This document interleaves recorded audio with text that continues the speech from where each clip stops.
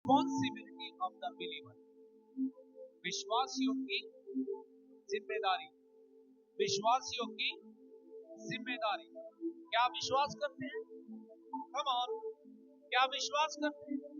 यदि आप विश्वास करते हैं तो आपकी एक जिम्मेदारी है, आपके विश्वास के प्रति जिम्मेदारी है, आपके वचन के प्रति जिम्मेदारी है, आपकी परमेश्वर के प्रति जिम्मेदारी है, आपकी परमेश्वर के घर के प्रति जिम्मेदारी है। राइट? ये मैं नहीं कह रहा हूं, बाइबल से हम इस चीज को देखेंगे। राइट? और मेरे साथ गलतियों की किताब उसका 6 अध्याय उसके पहले 3 वचन को आज हमने देखने के लिए, मनन करने के लिए दिया है। कोई व्यक्ति सामने से उन्हें पढ़ देगा, बाकी लोग बाइबल में ना देखें, मेरी बात को ध्यान से सुने, क्योंकि अगर आप कान लगाकर सुनेंगे ये वचन आपके लिए आशीष का कारण बन जाएगा। गलतियों की किताब और उसका 6 अध्याय उसका पहला और दूसरा और तीसरा पद आज हमने लिया है। आइए सामने देखिए, आपको हाईलाइटेड किया गया है। हाँ,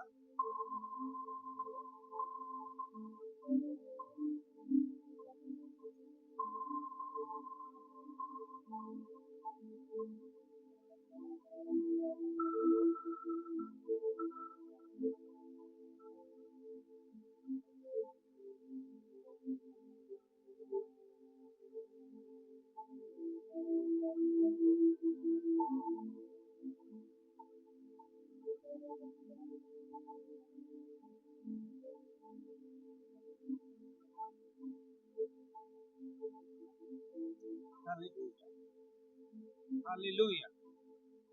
जो टीचर वहाँ पढ़ाने वाले वो तो सही है, जो छोड़ने गए थे भी बोल आगे का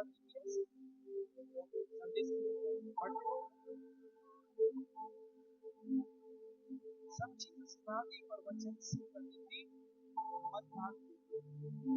वचन जो है वो एक ऐसा हथौड़ा है जो पत्थर को भी फोड़ डाले। ध्यान दीजिए पहले पद पर,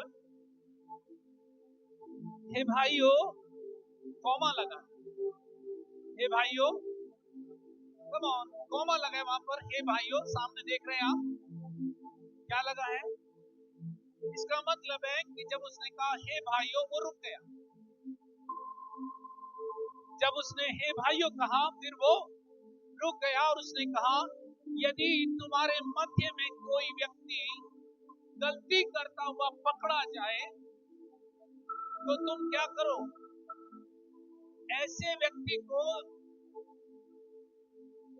अगर कोई व्यक्ति आपके मध्य में गलती करता पकड़ा जाए, चाहे छोटी हो या बड़ी हो, वहां पर कुछ इंडिकेशन, इंस्ट्रक्शंस दिया गया है। देखिए क्या बोलती है बाइबल, यदि कोई मनुष्य किसी अपराध में पकड़ा भी जाए, फिर कॉमा लगा, फिर वो रुक गया। पहले भाइयों कह के रुका, फिर उसने कहा यदि चर्च में, कलीसिया में कोई भाई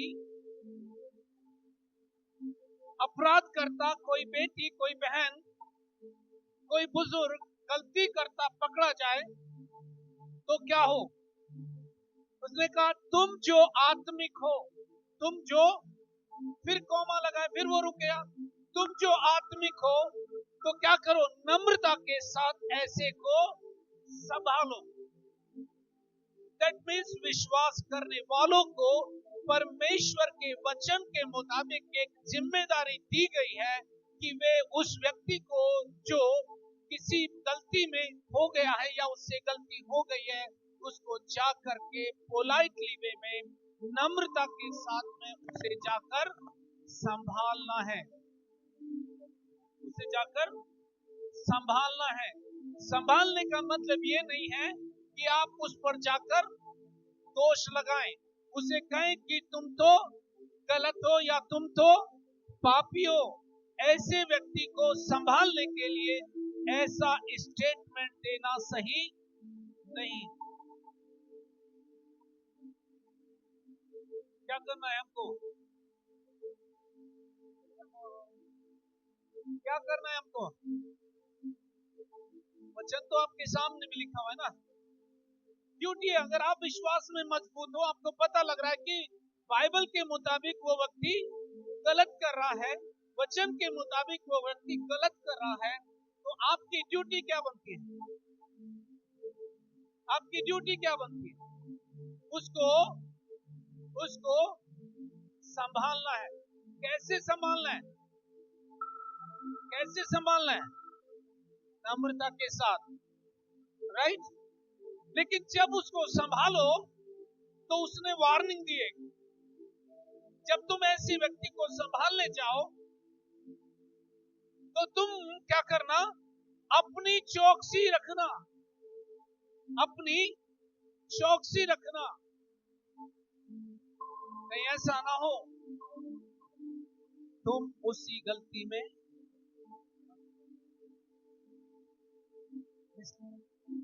हालेलुया, हालेलुया। तुम अपनी भी चौकसी क्यों करना? फॉर एग्जाम्पल, उदाहरण के लिए, कोई व्यक्ति शरीर की अभिलाषाओं में पड़ा हुआ है। उदाहरण के लिए, कोई व्यक्ति यदि शरीर की अभिलाषाओं में पड़ा हुआ है और आपको पता लग गया आत्मिक रीति से कि वो व्यक्ति इस प्रकार की अभिलाषा में पड़ा हुआ है, तो आपकी ड्यूटी बनती है कि उसको जाकर के संभालें, पर अपनी बुद्धि से नहीं, अपनी बुद्धि से नहीं। उसके साथ मित्रता डेवलपमेंट कीजिए, उसके साथ मित्रता डेवलप मत कीजिए, पर एज ए स्पिरिचुअल वेपन बनकर उसके सामने रहिए। कम ऑन, आप उसके साथ में मित्रता डेवलप मत कीजिए, क्योंकि शत्रु जो है चालाक है। वो कहीं ऐसा ना हो कि तुम्हारा खुद का भी आहित करे। इस उदाहरण को ध्यान से सुनिए।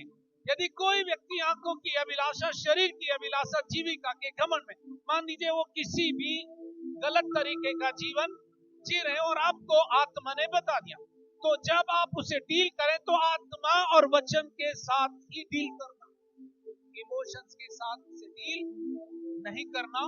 जब भी आप इमोशनल हो जाओगे, आप उसके प्रति सिंपैथी लेकर जाओगे और आप उस परीक्षा में पढ़ सकते हो, क्योंकि रेड लाइट यहां पर ऑन है।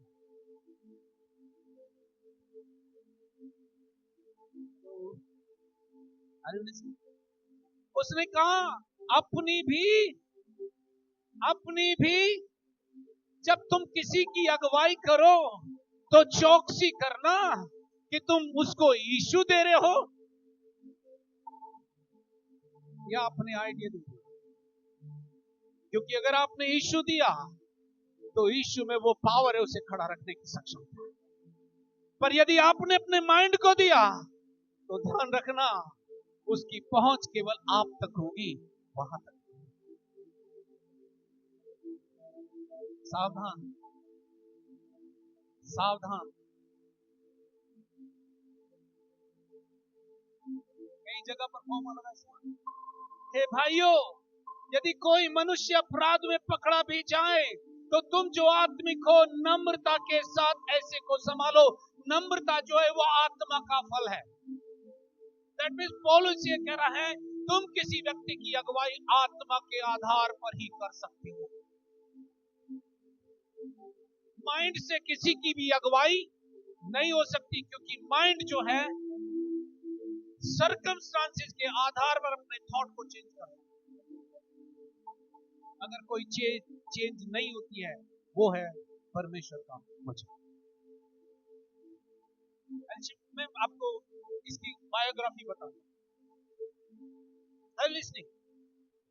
और मेरा दावा है, अगर कोई व्यभिचार में पड़ा है, मैं चैलेंज करता हूं उसको वचन के बेस पर, ना कि मेरी टीचिंग के बेस पर, वचन के बेस पर वो वचन लेकर खड़ा हो जाए कि ये वचन जो कहता है वो मैं करूंगा।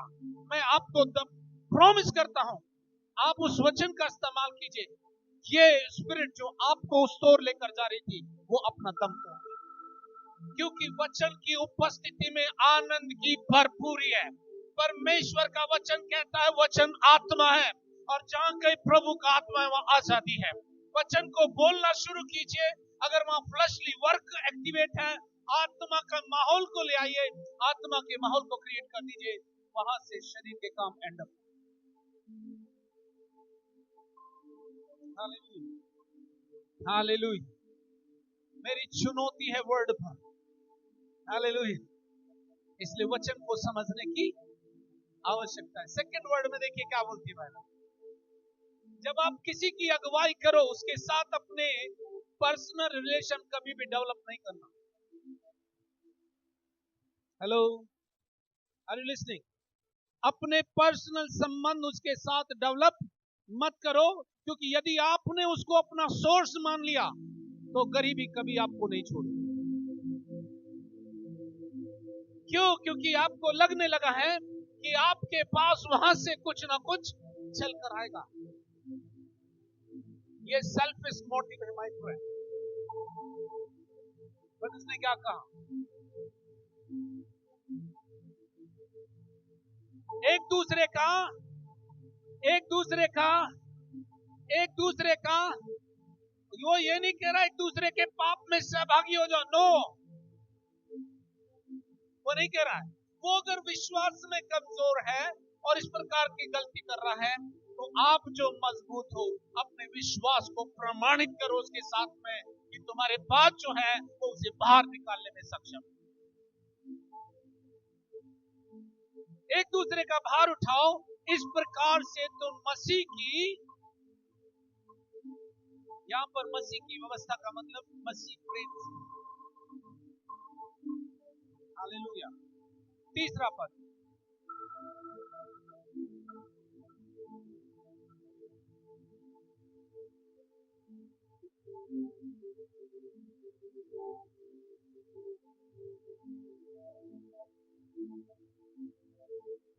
हालेलुया,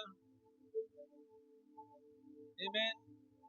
यहां पर कुछ लोग धोखा खाते हैं वर्ड ऑफ गॉड। जब वचन की समझ आपको आने लगती है तो वचन आपको परिपक्व बनाता है, मैच्योर करता है, राइट? जब वचन में आप परिपक्व होते हो तो आत्मा की सहभागिता में आपकी मैच्योरिटी आती है, आप आत्मिक बातों को समझने लगते हैं। पर जब ज्ञान आता है तो ज्ञान हमेशा खड़ा होकर कहेगा कि मुझे सब कुछ आता है, मुझे किसी से सीखने की आवश्यकता नहीं है। ये देखने में जो बात आ रही है ये प्राइड है, ये हिडन प्राइड है, छुपा हुआ है, वो काम कर रहा है। उसने कहा यदि कोई कुछ ना होने पर भी, पढ़िए उसे,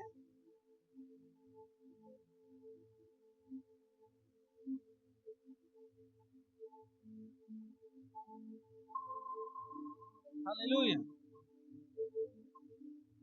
मैं नहीं कह रहा हूं, वचन में लिखा, राइट? यदि कोई कुछ नहीं है और समझने लगे कि मैं सब कुछ हूं, मुझे सब कुछ आता है, ध्यान रखना वो स्लिपरी जमीन पर खड़ा है, पता नहीं कब उसके पैरों के नीचे से जमीन खिसक जाए। हालेलुया। मसीह में आपकी और मेरी पहचान क्या है? मसीह में आपकी और मेरी पहचान क्या है?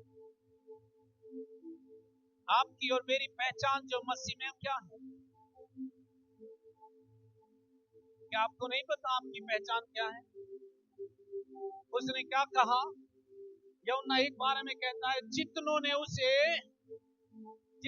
उसे उतनों को उसने, तो आपने उसे ग्रहण किया है क्या? तो आप किसकी संतान है? कम ऑन, आपने उसे ग्रहण किया है क्या? तो आप किसकी संतान है? आप किसकी संतान है? और मेरी बाइबल कहती है जो परमेश्वर से जन्मा है वो उसका साइन है। जो परमेश्वर से जन्मा है उसका साइन है। जो परमेश्वर से जन्मा है वो पाप नहीं करता। उसका साइन है। जो परमेश्वर से जन्मा है वो पाप नहीं करता, क्योंकि उसका बीज उसमें बना रहता है। वो पाप कर ही नहीं सकता, क्योंकि वो परमेश्वर से जन्मा है। हालेलुया। अगर आप परमेश्वर से जन्मे हो तो मुझे आज कहने दीजिए, आप वचन की फसल हो। हालेलुया।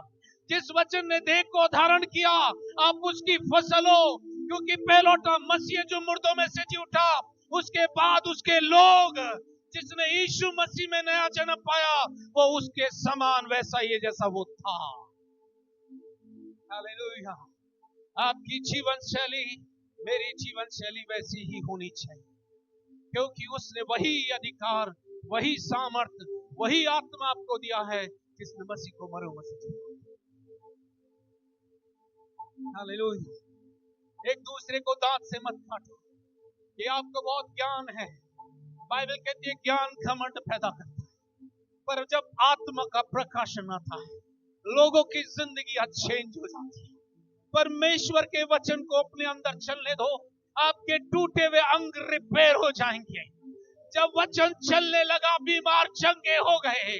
जब वचन चलने लगा, सूखी हड्डियों में जीवन आ गया। जब वचन चलने लगा, लकवाग्रस्त लोग खड़े हो गए, जिन्होंने अपने बिस्तर को उठा लिया। मंदिर के द्वार पर बैठा हुआ लंगड़ा, जिसका व्यवसाय कुछ और था, उस व्यवसाय को यीशु ने हमेशा के लिए चेंज कर दिया। परमेश्वर केवल लोगों की जिंदगी चेंज नहीं करता, उनके व्यवसाय को भी चेंज कर देता है। आपका और मेरा व्यवसाय चेंज कर दिया। जब उसने चेलों को देखा, जब वो अपनी नाव पर जाल धो रहे थे, वो शायद मछुआरे थे जो मछलियों को पकड़ते थे। यीशु ने एक को देखा, उससे कहा, मेरे पीछे हो ले, मेरे पीछे हो ले, मैं तुझे वो बनाना चाहता हूं जो तू नहीं है। हालेलुया।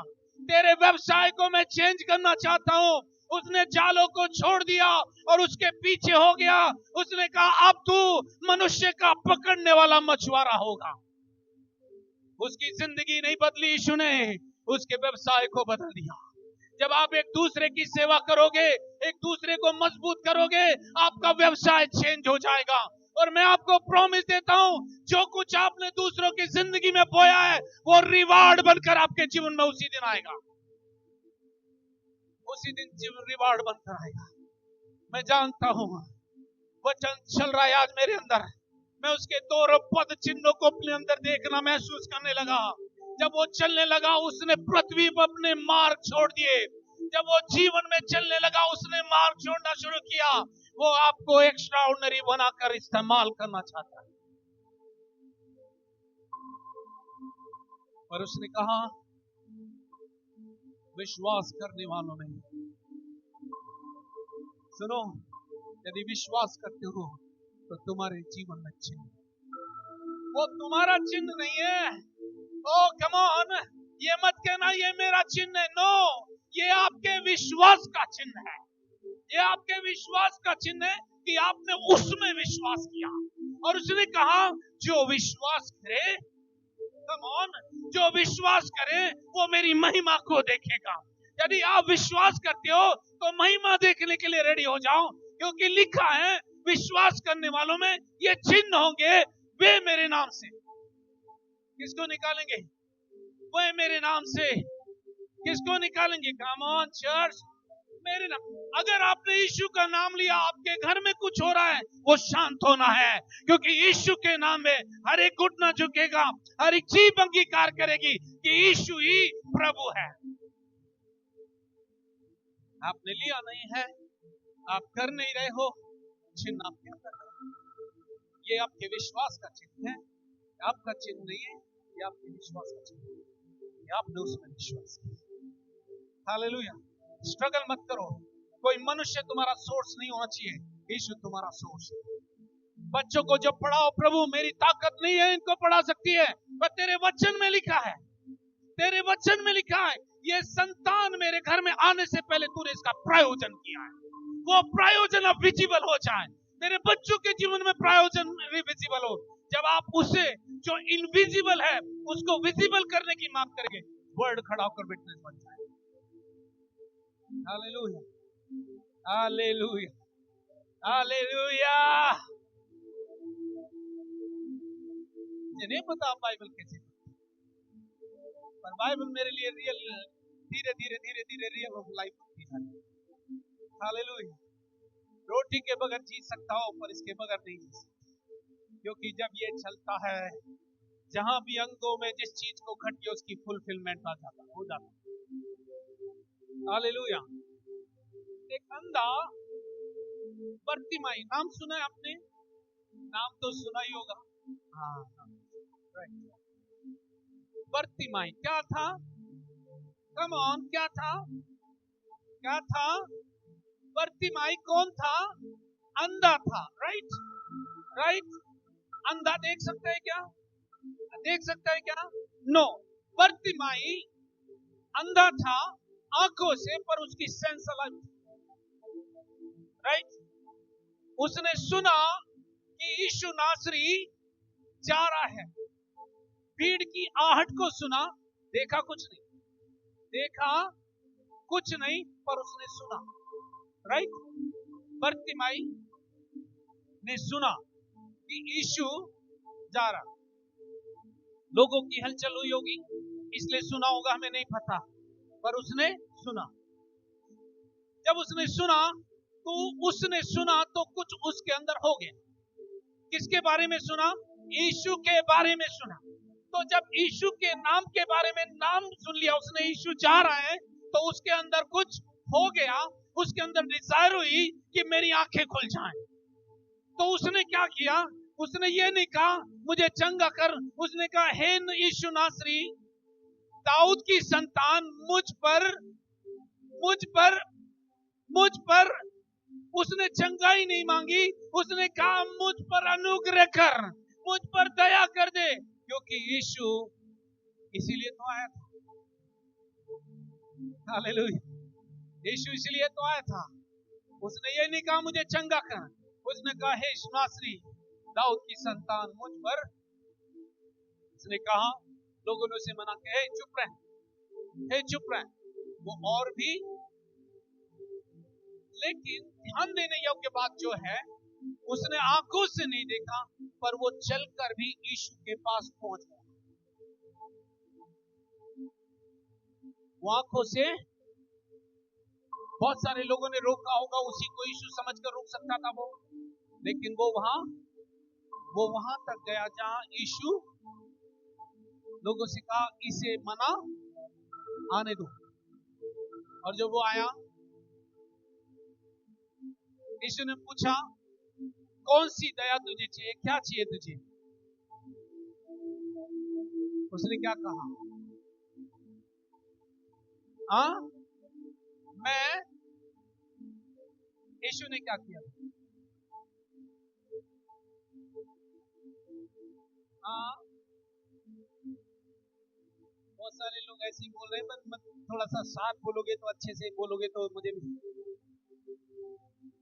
यस, जब उसने यीशु का नाम सुना, उसके अंदर विश्वास आ गया, और उस विश्वास को भीड़ ने नहीं देखा, पर यीशु ने देखा था। और जब यीशु ने देखा, जा तेरे विश्वास के अनुसार तेरे साथ हो जाए, और लिखा है जो विश्वास करे, कम ऑन, जो विश्वास करे, यानी कि विश्वास दिखता है। यीशु जो है आपके अंदर आपके विश्वास को देखता है, और उससे कहता है तेरे विश्वास के अनुसार तेरे साथ हो जाए। और जब आप इसे लेकर चलते हैं, प्रतिदिन आप उसके कामों को अपने जीवन में देख रहा है। हालेलुया। अब एक जगह और चलेंगे बाइबल में, मत्ती की किताब,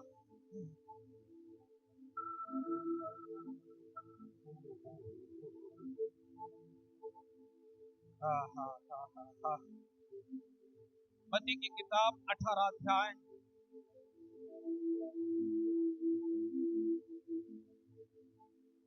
यहाँ पर ध्यान देने योग्य बात है। राइट, उसी से रिलेटेड है, और उसका 15 पद पढ़ें।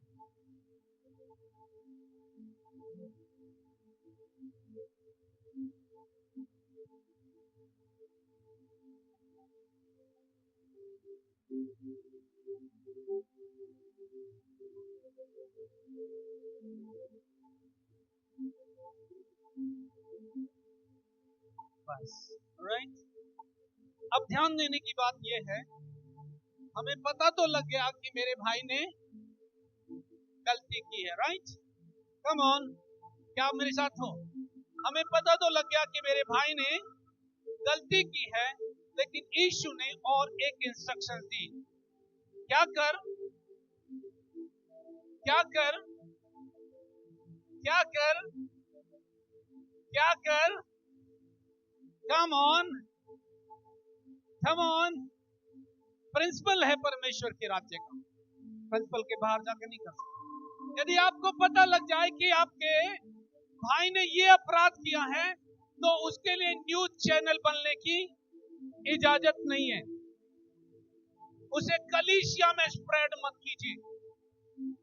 ये न्यूज जो है किसी को बनाएगी नहीं, पर कलीसिया में विभाजन ला सकती है। Be alert. यीशु ने एक इंस्ट्रक्शन दिया, क्या कर? यदि तेरा भाई तेरा अपराध करे तो क्या कर? अकेले में जा और उससे बातचीत कर। कहां जाना है? कहां जाना है? उसके साथ अकेले में जाना है और उसके साथ अकेले में ही बातचीत कर। क्यों? क्यों? क्यों परमेश्वर ने ये कहा है कि उसे अकेले में जाकर बात कर? आगे बढ़िए इसमें।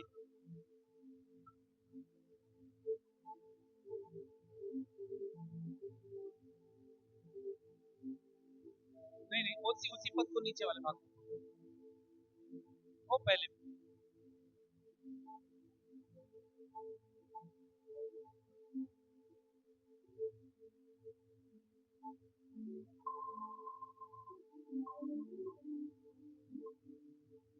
हालेलुया।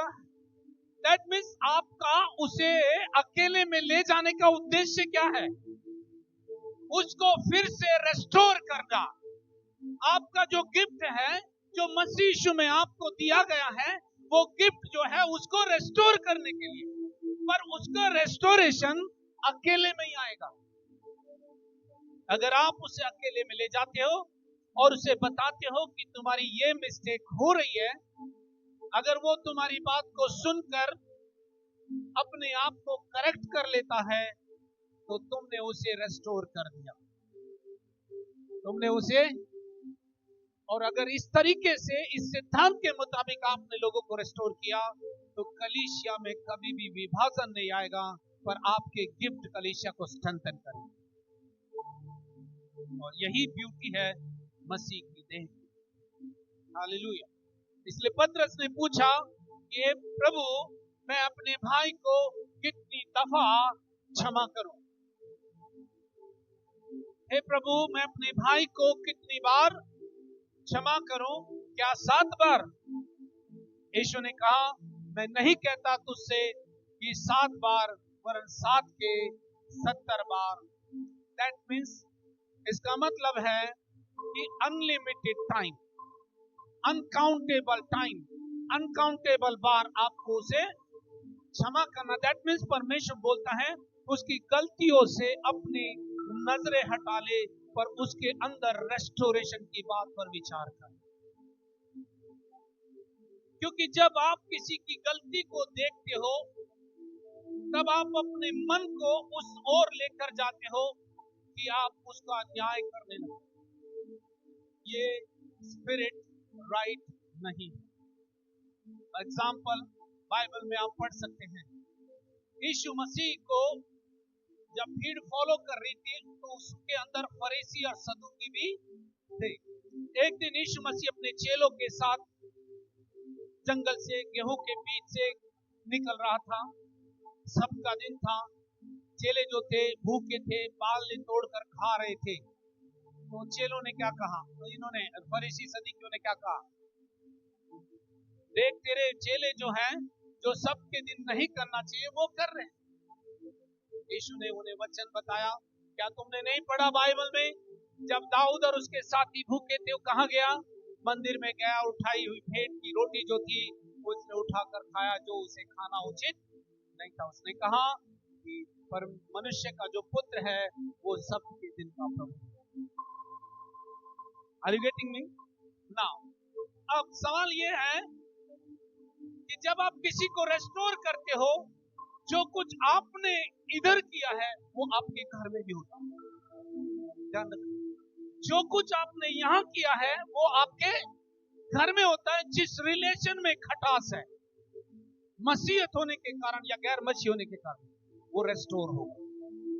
क्योंकि यीशु ने कहा जो भविष्यद्वक्ता को भविष्यद्वक्ता जानकर ग्रहण करे वो भविष्यद्वक्ता का बदला पाएगा। It is a prophetic reward. अगर आप किसी के जीवन में डिलीवरेंस लेकर आते हैं तो डिलीवरेंस आपके घर में भी आती है। यदि आप ध्यान रखना, यदि आप किसी के लिए ठोकर का कारण है तो जो कुछ आपने यहां बोया है वो फसल आपके घर में भी आने वाली है। वही काटोगे जो बोया। यदि हम ऐसे पुरुष को रेस्टोर करते तो है, रेस्टोर तो करने के लिए जाते हैं, लेकिन हम पब्लिक चैनल भी बन जाते तो क्या होगा? तो क्या होगा? नीति वचन 17 अध्याय 9 पद, नीति वचन 17 अध्याय 9 पद। क्या होगा यदि हम रेस्टोर कर रहे हैं फिर उसकी बात की चर्चा बाहर जाकर भी कर रहे हैं, या मसीह भाई बहनों से जो कलीसिया में हैं उनसे भी चर्चा कर रहे हैं, अरे तेरे को पता है क्या, देख उसने ऐसा पाप किए हैं, तो हम क्या करते? सुनिए बाइबल क्या कहती है।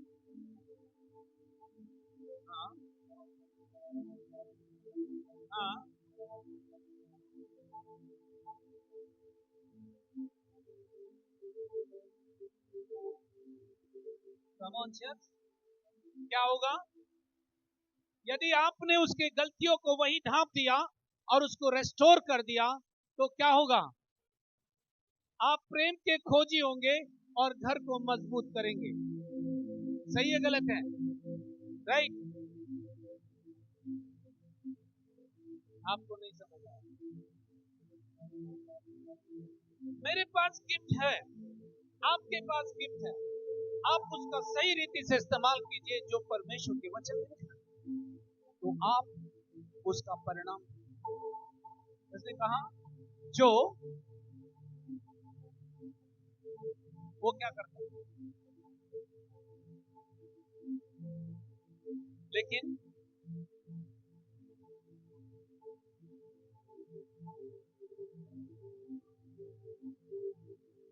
चर्चा होनी चाहिए कि नहीं? मैटर है जॉय का, वनीता का। आप बेकार में ही अपनी पूरियां सेकने के चक्कर में हो। हाँ, मैटर है उनके परिवार का, आपके परिवार का मैटर नहीं है। अगर आपको पता भी लग गया तो आप एक काम कर सकते हैं, दुआ कर सकते हैं।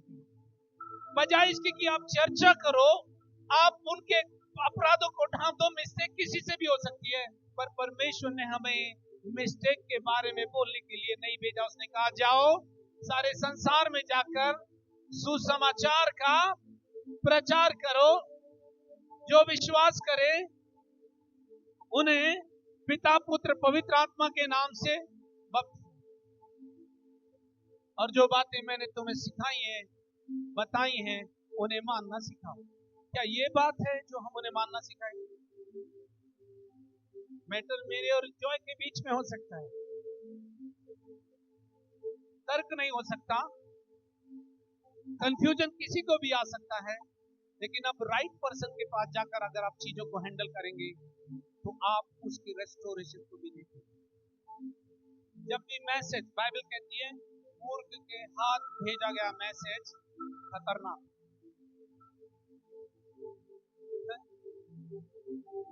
खतरनाक है। अगर किसी ऐसे व्यक्ति के साथ आप मैसेज भेजें जो मैसेज डिलीवर करने में मैच्योर नहीं है, तो आप खतरनाक काम कर रहे हैं। क्योंकि ऐसे व्यक्ति के हाथ भेजा गया संदेश, जो संदेश आपने हो सकता सही भेजा हो, लेकिन अगर वो प्रेजेंट करने में तरीका रॉन्ग हो गया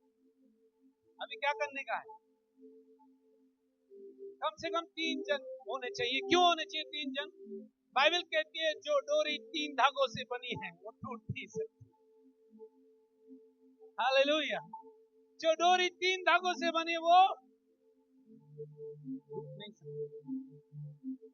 कहा 2 या 3 को साथ में लेकर जाए। अब मिशन जो है और गंभीर हो गया, राइट? उसकी गलती पर चर्चा नहीं करना, जाके बताना उसे कि तुम 3 लोगों के मध्य में वचन के मुताबिक उसे एड्रेस कराइए कि आप यहाँ पर मिस्टेक कर रहे हो, गलत नहीं हो, आपसे ये गलती हो रही है, आपसे ये गलती हो रही है। आप इसे अगर एक्नॉलेज कर लें तो रेस्टोरेशन यही हो जाएगा। आप उसे जाकर ये नहीं कह सकते कि आप गलत हो, गलत हो, गलत हो, कभी नहीं सुनिए। आपसे ये गलती हो रही है और इसका परिणाम हो।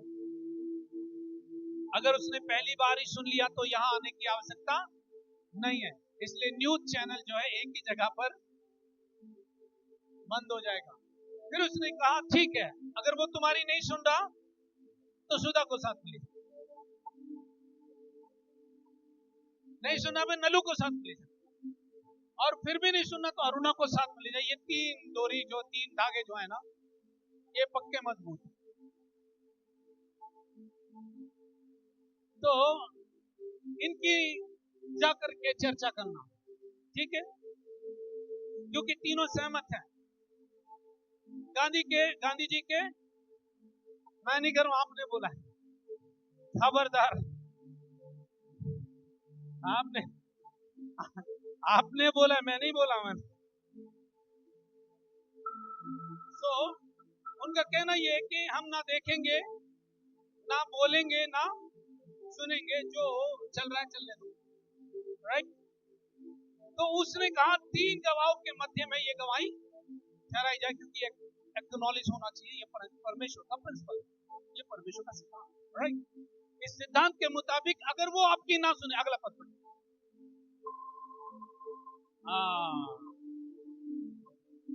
तीसरा स्टेप क्या है? पहला स्टेप 2 लोगों के बीच में होना चाहिए।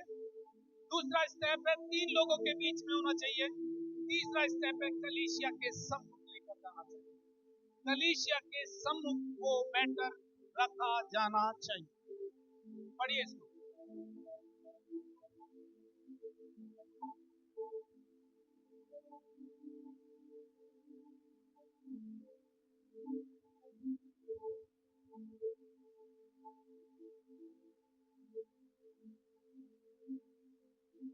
मैं नहीं कह रहा हूं क्या करो फिर, अगर वो कलीसिया की भी ना सुने तो बाइबल कहती है उसे अविश्वासियों के समान जान, उसे छोड़ दे, क्योंकि उसने परमेश्वर के वचन की ओर ध्यान नहीं लिया है। उसने परमेश्वर के वचन को इग्नोर कर दिया और अपनी बात को, अपनी सोच को महत्व दिया है, इसलिए वो परमेश्वर के वचन के लाइन में नहीं। इसने कहा तो उसको उसके हाल पर अब छोड़ दो। बट परंतु यदि वो मन फिराए तो तैयार रहना उसे रेस्टोरेशन। हालेलुया। लेकिन हम ऐसा नहीं करते। जैसे ही किसी की पता लगी, खासतौर से मेरी कमजोरी किसी को पता लगी तो गुस्सा शुरू, उसने मेरे बच्चे को सबके सामने डांट दिया, ऐसा लगता है खूंखार नहीं हूं आपकी दृष्टि। आपने कभी ये नहीं सोचा कि मेरा बच्चा हो सकता है उस क्षेत्र में अनुशासित नहीं है, अगर अनुशासन की बात होगी तो मेरा बच्चा बेहतर बन सकता है। अगर कोई बात मेरे बच्चे को कही जा रही होगी तो वो सही होगी, पर फिर भी आपने मैसेज दिया, धन्यवाद, आपके मैसेज के लिए धन्यवाद, पर मैं डायरेक्टली पास्टर के साथ ही बात करूंगी, क्योंकि ये मैटर मेरे बच्चे और पास्टर के मध्य का आपका नहीं। ये बात आपके पास में क्या होगा? आपके पास एक तो सही मैसेज होगा जो मैंने बच्चे को दिया है, दूसरी बात, ये बात कलीसिया में फैलने से बची रहेगी, ताकि लोगों के हृदय पास्टर के विरुद्ध, कलीसिया के विरुद्ध, लीडरों के विरुद्ध खराब न हो।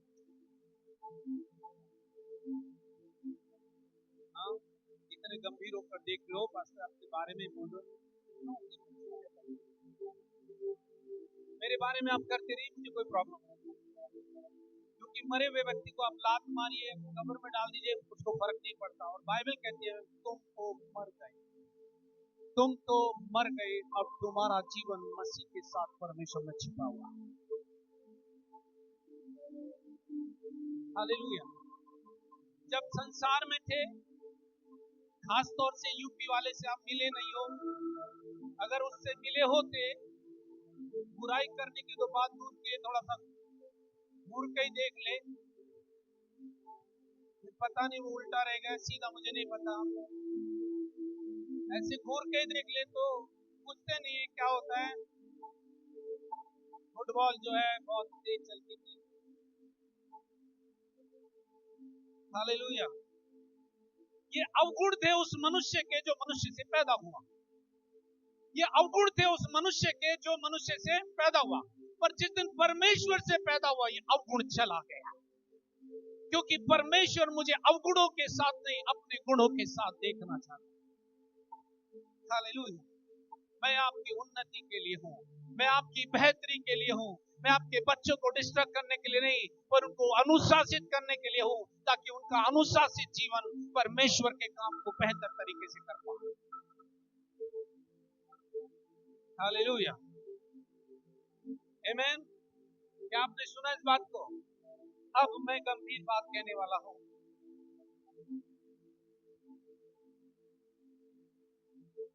फिर डिस्प्यूट क्यों है कभी? फिर डिस्प्यूट क्यों है आपके घर में? आप विश्वास करते हैं यीशु मसीह पर? कम ऑन, आपका रिप्लाई क्या? आप विश्वास करते? विश्वास में चिन्ह है, विश्वासी में चिन्ह है कि वे डिस्प्यूट जो है वो परमेश्वर की आत्मा का काम। अगर आप विश्वास करते हैं, आपके पास ये चिन्ह है कि आप दुष्ट आत्माओं को निकालें, तो फिर आपके घर में और मेरे घर में, आपके जीवन में मेरे जीवन में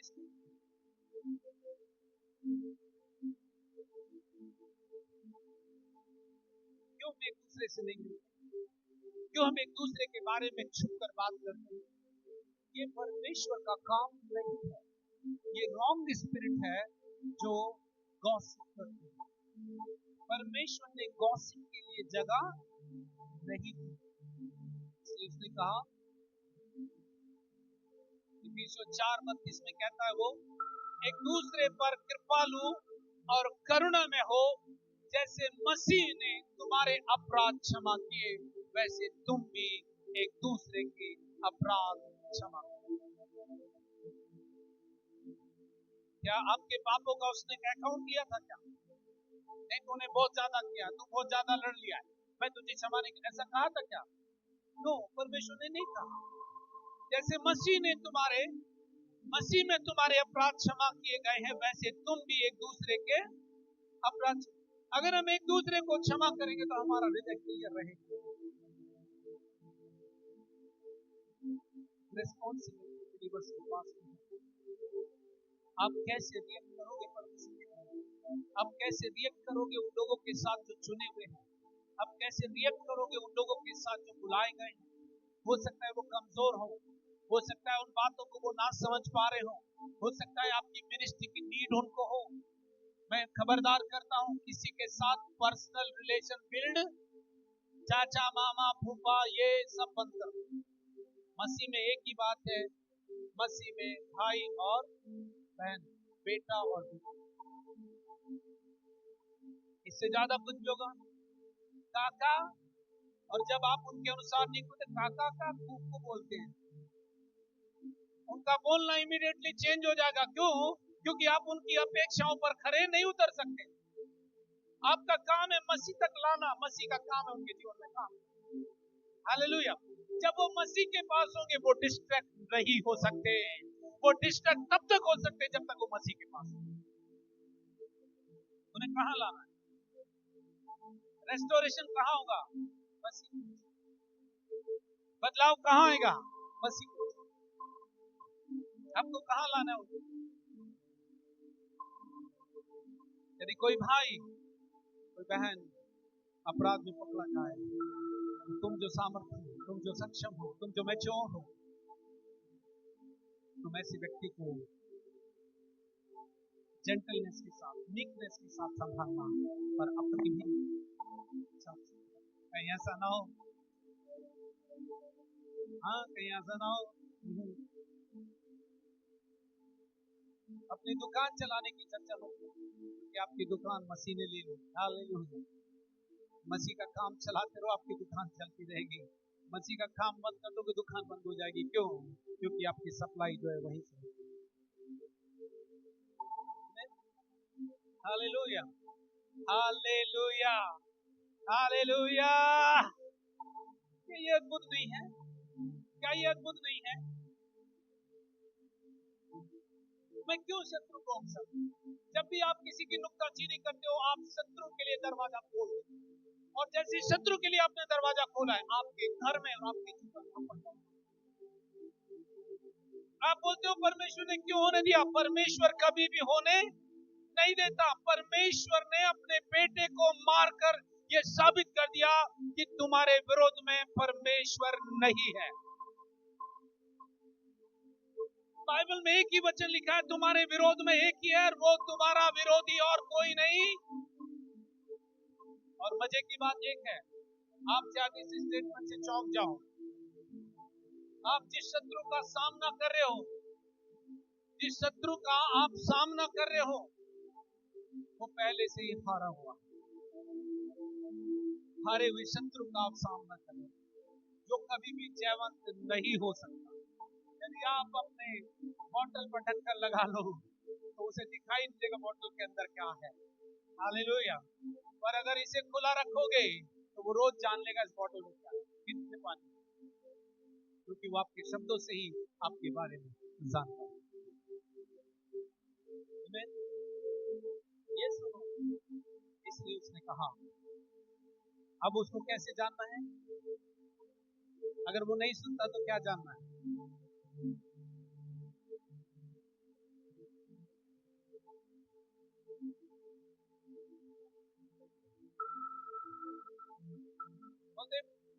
उसके पीछे फिर भी लगे रहते हैं, झाड़ू वाड़ू लेकर, अरे आ जा, अरे आ जा, मार आ जा।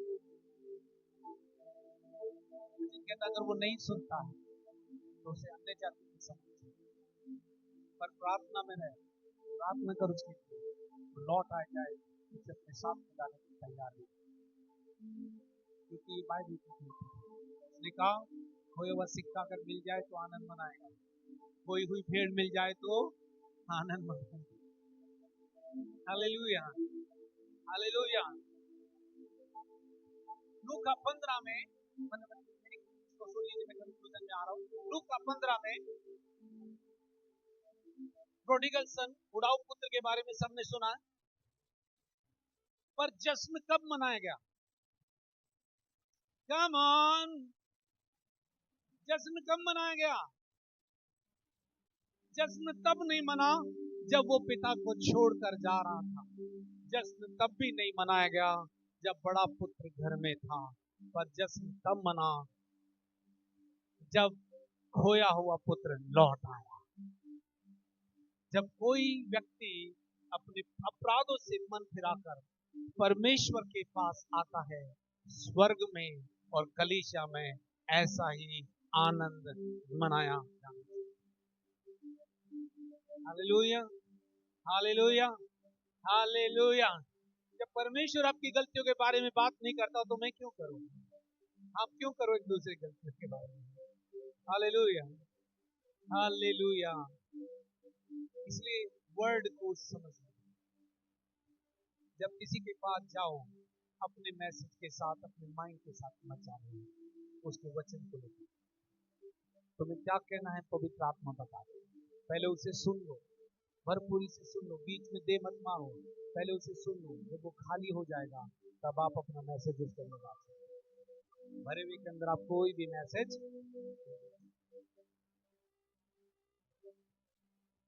हालेलुया, क्या आप आशीषित हुए?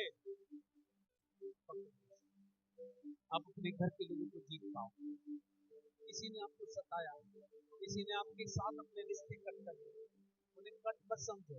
ये शैतान है जिसने रिश्ते कट किए हैं। परमेश्वर कभी भी रिश्तों को कट नहीं करता, वो रिस्टोर कर देता है। हालेलुया। उससे कह दो, शत्रु तो मेरे परिवार के लोगों का इस्तेमाल नहीं कर, तेरी धूर्तता मुझ पर रिवील्ड हो गई है। हालेलुया। क्योंकि मैं विश्वास करती हूँ और मेरे विश्वास का चिन्ह ये है, डिस्प्यूट की दुष्ट आत्मा मेरे घर को, मेरे परिवार के लोगों को छोड़कर चली जा चुके ना। तो क्या होगा? ऐसा छोटा उसको भी पता है कि आपका रिस्पॉन्स कैसा है। आमीन। हालेलुया। क्या आशीषित हुए? इस बात को सीखना हमारी एक जिम्मेदारी है, एक दूसरे के प्रति। सिर्फ कहीं बाहर नहीं है माय फ्रेंड, सिर्फ कहीं आपके घर में। आपके घर के लोग जो आपसे नफरत करते हैं, उनके लिए प्रार्थना करना शुरू करो, उनका जो कुछ भी आपके पास है। हालेलुया। जो आपको मान नहीं रहे वो मान रहे, जो आपके पास नहीं वो लौट कर आए, जो आपके लिए डिजाइन किया वो आपके पास है, और वो आएगा तभी जब आप परमेश्वर के वचन के मुताबिक किए। हालेलुया। ये मत कहो परमेश्वर ने मेरे साथ क्या किया है। परमेश्वर ने आपके साथ भलाई की, आपको मृत्यु के बंधनों से छुड़ा लिया है। आपको बताऊं और क्या किया है, और क्या किया है यीशु ने? क्या आप सुनना चाहते हैं? उसने मेरे सताने वालों के सामने, मेरे किसके लिए? मेरे लिए। किसके लिए? किसके सामने? किसके सामने?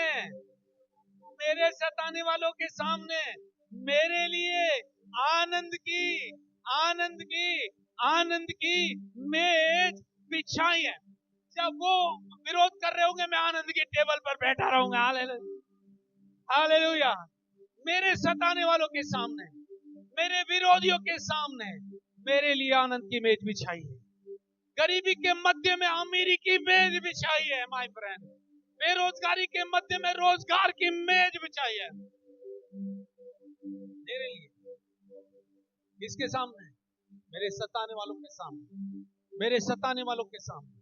जब जब आप ये बोलोगे, शत्रु अपने बालों को खींचेगा। अरे इसको सत्य मालूम हो गया। आप बोलना शुरू करो, मेरे सताने वालों के सामने मेरे लिए यीशु ने आनंद की मेज बिछाई। कि कौन सी मेज है? कौन सी मेज है? कौन सी मेज है? और उसके बाद कहता, मेरे सिर पर अब तो, आहा, मेरे सिर पर अब तो, और मेरा कटोरा, ओहो, अब मेरा कटोरा निश्चय भलाई और करुणा। ओहो, कब तक? निश्चय भलाई और करुणा। निश्चय।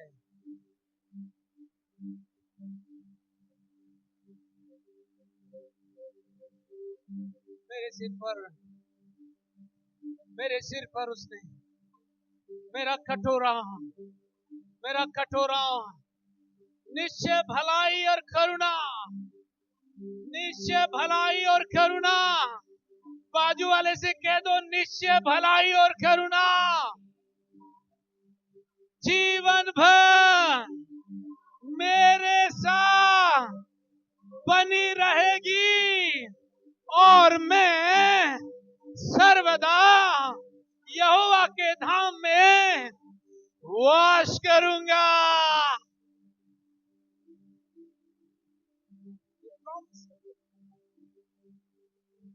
ये प्रॉमिस मेरे लिए मेज लगी है। मुझे नहीं पता आपके लिए लगी कि नहीं लगी, मेरे लिए लगी। किसके सामने? गरीबी के सामने मेरे लिए अमीरी की मेज। ओ, मेरे मांगने से पहले, ओ कम ऑन, मेरे मांगने से पहले मेरा स्वर्गीय पिता जानता है। कब जानता है? जॉय बता रहे थे कि 4.5 लाख रुपए उसको 4 साल में लगे। 10 लगने दो ना, आपका क्या जानना? हाँ? सुनो, ये आपकी बेटी नहीं है, वो आपकी बेटी नहीं है, परमेश्वर का पर्पस है। जब आप परमेश्वर के पर्पस को डील करते हो तो आप उसी के साथ डील करो। सिंपैथी देख करके अलर्ट रहना, सिंपैथी से कुछ भी गेन करने की कोशिश मत करना, क्योंकि परमेश्वर का पर्पस, परमेश्वर के उद्देश्य को परमेश्वर पूरा करने में बेहतर है। अगर वो परमेश्वर के द्वारा जन्माई गई है तो आपको जिम्मेदारी करके दी गई है। परमेश्वर प्रूव करना चाहता है ये मेरा पर्पस है, इसकी आवश्यकता मैं पूरी करूंगा। लेकिन अमाउंट हमें जब बड़ा दिखने लगा है, दिखने लगता है, तब हम सोचने लगते हैं अब क्या होगा। उसने कहा चादर ओढ़ सो जा, तेरी अर्जी मेरे पास पहुंची। हाँ? क्योंकि उसने कहा तेरे मांगने से पहले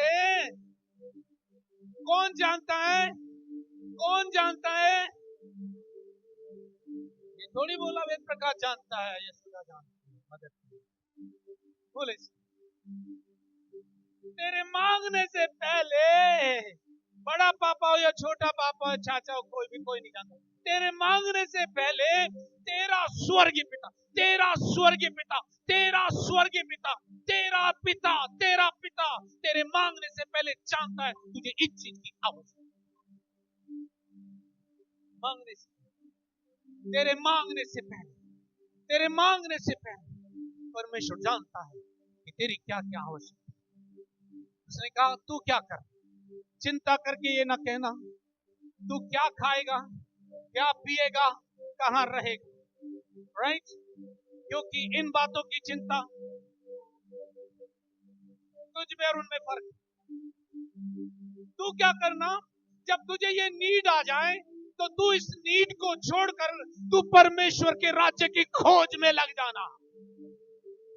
फिर जो चीज तुझे चाहिए वो तेरे पीछे चलकर आएगी।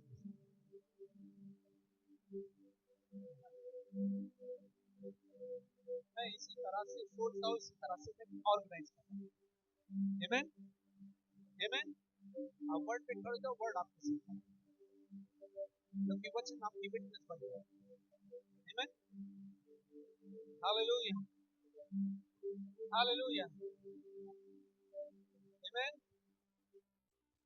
अब अगर आप बिलीव करते हो इस वचन, 4.5 लाख नहीं, कई लाख परमेश्वर आपको सप्लाई देने वाला। क्यों? क्योंकि जो फाइनेंस डिजाइन किया उसने मुझको देखकर किया था। गार्डन बनाने के बाद, गार्डन बनाने के बाद, अदन की वाटिका बनाने के बाद परमेश्वर ने आदम को बनाया।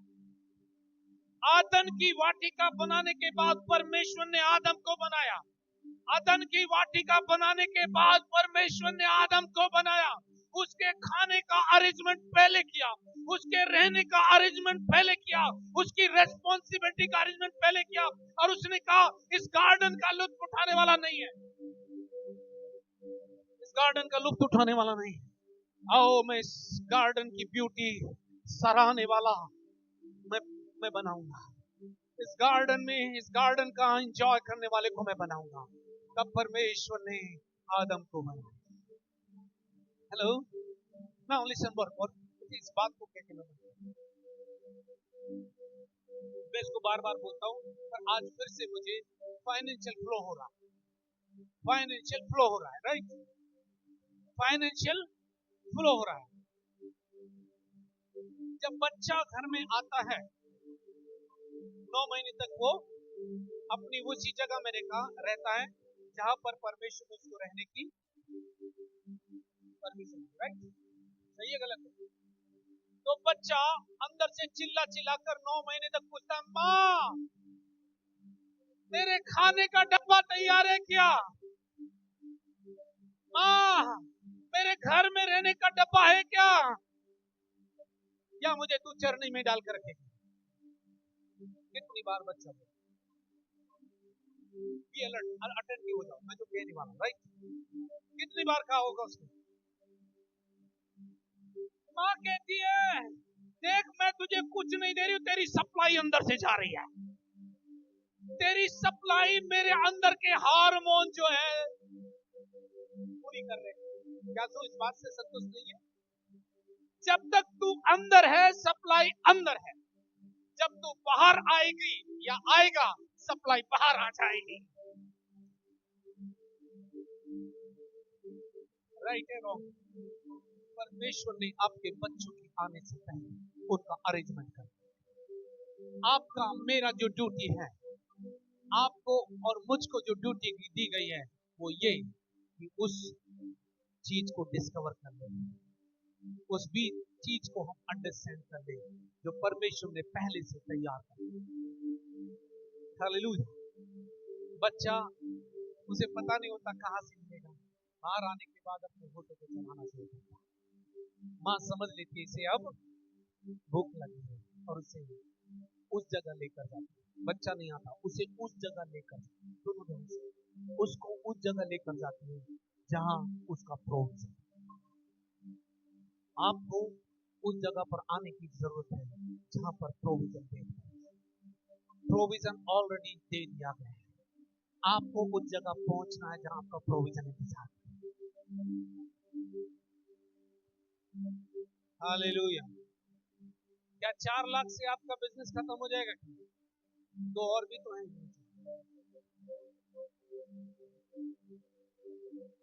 हाँ, यस। आपने एक के बारे में 4.5 लाख, 4.5 लाख बहुत बड़ा अमाउंट है। करोड़ भी होते तो भी परमेश्वर देता। हेलो, बोलता है उससे ज्यादा छोटी वाली को लग रहे हैं, क्योंकि जो सबसे छोटी है ना, वो डिजाइन है, फैशन डिजाइन करेगा। उसको ड्रेस भी छोटा वाला नहीं चाहिए, उसके बारे में नहीं सोचे। फाइनेंशियल फ्लो, आर्थिक होता है आपके जीवन में फ्लो हो, तो आपको रिकॉग्नाइज करने की जरूरत है कि ऑलरेडी मुझे प्रोवाइड करते हैं। प्रभु मुझे फीस भरनी है, मुझे नहीं मानो, प्रार्थना करके वो कबों को भी दे सकता है। हो सकता है आपके बच्चे की फीस कोई और भर कर आ जाए, आपको पता ना लगे।